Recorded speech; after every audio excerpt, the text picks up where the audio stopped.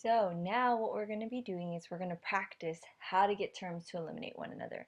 So the first thing you need to remember in order for terms to eliminate is they need a lowest common denominator, which we actually know to say lowest common multiple in this case because we're not working with fractions.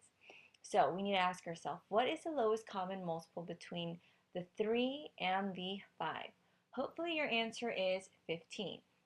So what you're going to do is you're going to have to multiply this 3 by a 5 to make it 15. Since this is a positive term, we're going to have to make this a negative term by multiplying it by a negative 3 in order to make it a negative 15. Is there another option technically? Yes, you could have multiplied this by a negative 5 and a positive 3. Both of them would work. But just to check my work, I'm going to combine them together to see if they equal 0, and the answer is yes. Now looking at the second example, I need to find the lowest common multiple between a 6 and a 4. I know what some of you are thinking. You're thinking the answer is 12. True, that is a common multiple, but that is not the lowest common multiple. The lowest common multiple is actually 12. So I'm going to have to multiply this first term by a 2 in order to make it 12, giving me a negative 12, which means this term is going to have to be positive. So in order to get 4 to become a 12, I'm going to multiply it by 3. So in this case, I'm going to check my work, but before I do, I must check if there's another option. You could have a negative 2 and a negative 3, but that would not be ideal.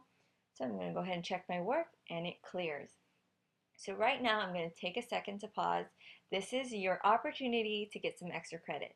I have a riddle for you to solve. The riddle is, what asks questions but never answers? So if you have the answer to this riddle, go ahead and find me and give me the answer, and you will be receiving extra credit for watching this video. Now continuing on, let's go ahead and find what is the lowest common multiple between the negative 12 and the negative 8. The correct answer is, drumroll please, 24.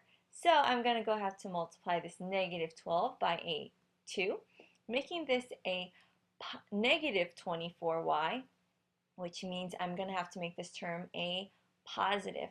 The only way I can do that is to multiply by another negative.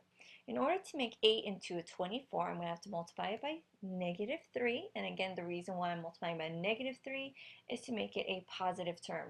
I'm going to ask myself, is there technically another option? The answer is yes. I could have made this a negative 2 and I've made this a positive 3. Both of them will work. In this case, I'm just going to check my work. It checks out. It does equal 0, so I'm going to move on to the next example. What's my lowest common multiple between a 1, yes, there is a imaginary 1 in front of this y, and a negative 10? My lowest common multiple, I would say, is 10.